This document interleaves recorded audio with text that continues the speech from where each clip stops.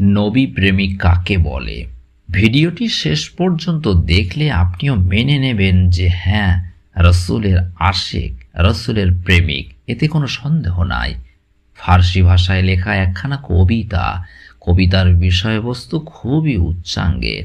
রাসূলুল্লাহ সাল্লাল্লাহু আলাইহি ওয়াসাল্লামের শানে এই কবিতা রচিত। এর রচয়িতা ছিলেন একজন আশিকে রাসূল, নবী প্রেমিক।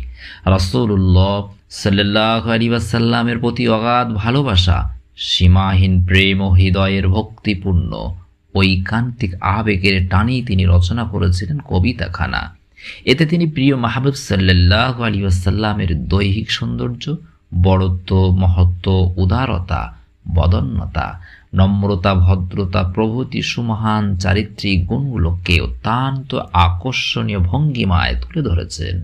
রাসূলুল্লাহ সাল্লাল্লাহু আলাইহি ওয়াসাল্লামের পাহাড়ের মতো অবিচল সাহস, আকাশের মতো বিশাল বিস্তৃত হৃদয়, সমুদ্রের মতো গতিশীল ও বিক্ষুব্ধ চেতনা, পাথরের মতো মজবুত ব্যক্তি সত্তা ইত্যাদি অনুপম গুণ ও আদর্শের কোনোটি এতে বাদ দেননি তিনি। তার কবিতার প্রতিটি ছত্রই ছিল প্রিয় নবী সাল্লাল্লাহু আলাইহি ওয়াসাল্লামের প্রতি গভীরতম ভালোবাসার এক দৃষ্টান্তহীন নজির, নিখাত প্রেমের এক অপূর্ব উদাহরণ। আল্লামা জামি রহমাতুল্লাহ আলাইহি এই কবিতার সার্থক রচয়িতা। তার পুরো নাম আবুল বারাকাত নূর উদ্দিন আব্দুর রহমান ইবনে মোল্লা জামি রহমাতুল্লাহ আলাইহি। সারা বিশ্বে তিনি মোল্লা জামি নামেই সর্বাধিক পরিচিত। এই কবিতাখানা রচনা করার পর রসুল প্রেমে আত্মহারা এই মহান বুজুর্গ বারবার এটি আবেগ জড়িত কণ্ঠে আবৃত করে রসুলের প্রতি গভীর ভালোবাসার বহির্প্রকাশ ঘটাতেন। তখন তার চোখ হতে মুক্ত দানার ন্যায় অশ্রুধারা প্রবাহিত হতো। 877 হিজরির ঘটনা। একদা তিনি মক্কায় উপস্থিত হয়ে হজের যাবতীয় কর্ম সম্পাদন শেষে ভাবলেন মদিনায় গিয়ে রওজা আতহারের সামনে দণ্ডায়মান হয়ে এই কবিতাখানা পাঠ করবেন। হৃদয়ের সমস্ত ভালোবাসা উজাড় করে তা আবৃত্তি করবেন। প্রেমের এক অনন্য নজির স্থাপন করবেন এই কবিতার ভক্তিপূর্ণ আবৃত্তির মাধ্যমে। পরিকল্পনা অনুযায়ী তিনি পথ চলতে শুরু করলেন। এদিকে মক্কার তৎকালীন শাসনকর্তা স্বপ্নযোগে দেখতে পেলেন স্বয়ং নবী পাক সাল্লাল্লাহু আলাইহি ওয়াসাল্লাম তাকে বলছেন, আব্দুর রহমান জামিকে মদিনায় আসতে দিও না, যে কোনো উপায়ে তাকে মদিনায় প্রবেশ করতে বারণ করো।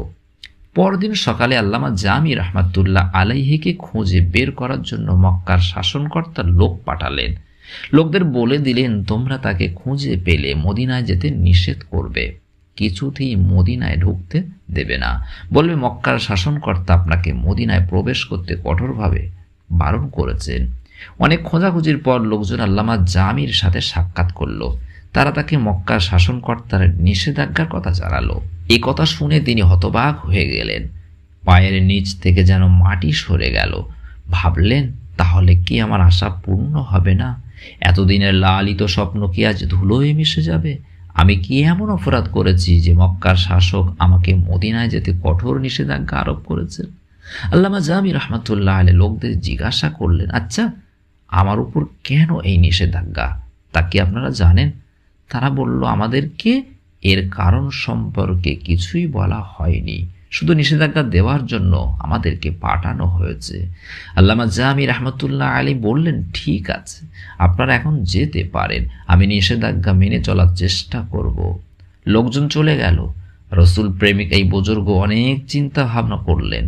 আলোচ্য নিষেধাজ্ঞার কারণ কি তা বের করতে যথাসাধ্য চেষ্টা চালালেন, কিন্তু কিছুই বের করতে সক্ষম হলেন না।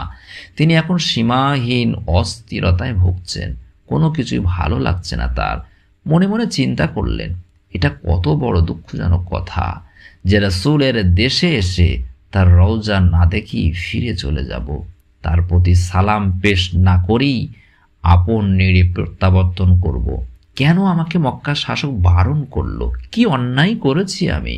এসব ভাবতে ভাবতে তার পেরেশানির মাত্রা আরো বৃদ্ধি পেতে লাগলো। তিনি নিষেধাজ্ঞার কারণে শেষ পর্যন্ত দেশে ফিরে যেতে মনস্থির করলেন, কিন্তু কিছুক্ষণ পরই মনোভাব পাল্টে গেল। কারণ যার হৃদয়ের সমস্ত অংশ রাসূলের প্রেম ভালোবাসায় ভরপুর, যিনি রাসূলের মহব্বতে আপন জীবন পর্যন্ত বিলিয়ে দিতে প্রস্তুত, তিনি কেমন করে রসুলের রওজায় না গিয়ে থাকতে পারেন? কিভাবে তিনি ভক্তিপূর্ণ সালাম পেশ না করে শান্তি পাবেন? না, তা কিছুতেই হতে পারে না। শত নিষেধাজ্ঞা উপেক্ষা করে হলেও তাকে মদিনায় যেতে হবে। এতে জেল জুলুম যাই ভাগ্যে জুটুক না কেন, তা বদন্যে সহ্য করতে হবে, অন্যথায় তার অশান্ত মন শান্ত হবে না। এবার তিনি কাফেলা থেকে আলাদা হয়ে অতি সঙ্গোপনে একা একি মদিনার পথে রওনা দিলেন। পাহাড় পর্বত মাঠ ঘাট অতিক্রম করে অতি কষ্টে সামনে এগিয়ে চললেন। এদিকে মক্কার শাসনকর্তা আবারও স্বপ্ন দেখলেন।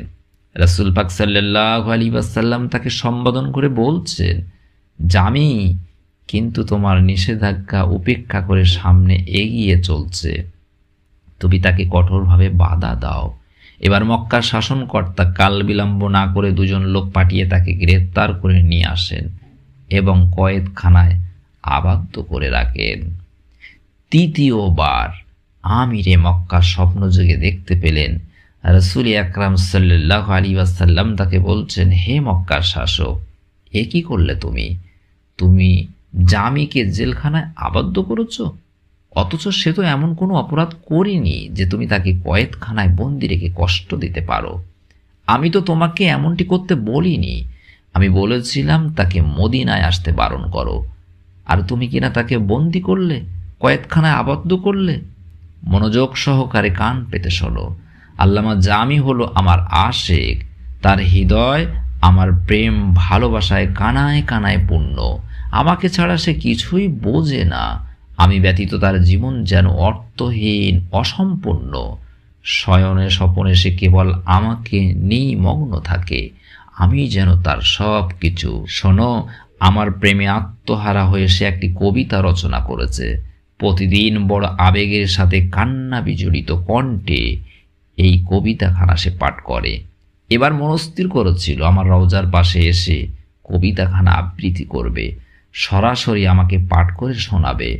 সে যদি এই সুযোগ পেয়ে যায় এবং বাস্তবেই এই কবিতাখানা আমার কবরের পাশে এসে করুণ কণ্ঠে পরিবেশন করতে শুরু করে, তাহলে তার সাথে মুসাফা করার জন্য অবশ্যই আমাকে হাত বের করে দিতে হবে। ফলশ্রুতিতে পৃথিবীর বুকে ফিতনা ও বিশৃঙ্খল দেখা দিতে পারে। এই ফিতনা থেকে জগৎবাসীকে বাঁচানোর জন্যই আমি তোমাকে বলেছিলাম তাকে মদিনায় আসতে বাধা দাও, আর তুমি কিনা আমার নির্দেশ পালন করতে গিয়ে তাকে বন্দিত্বের জীবনযাপন করতে বাধ্য করলে। স্বপ্ন দেখার সাথে সাথে মক্কার শাসকের ঘুম ভেঙে গেল। তিনি দ্রুত কয়েকজন সঙ্গী নিয়ে জেলখানায় পৌঁছে আল্লামা জামি রাহমাতুল্লাহ আলাইহিকে জেল থেকে মুক্ত করে বাইরে নিয়ে আসেন এবং এই অপ্রত্যাশিত ভুলের জন্য করজোরে ক্ষমা প্রার্থনা করেন। তারপর তাকে স্বপ্নের পূর্ণ বিবরণ শুনিয়ে ইজ্জত ও সম্মানের সহিত বিদায় দিলেন। রসুলের আশিক।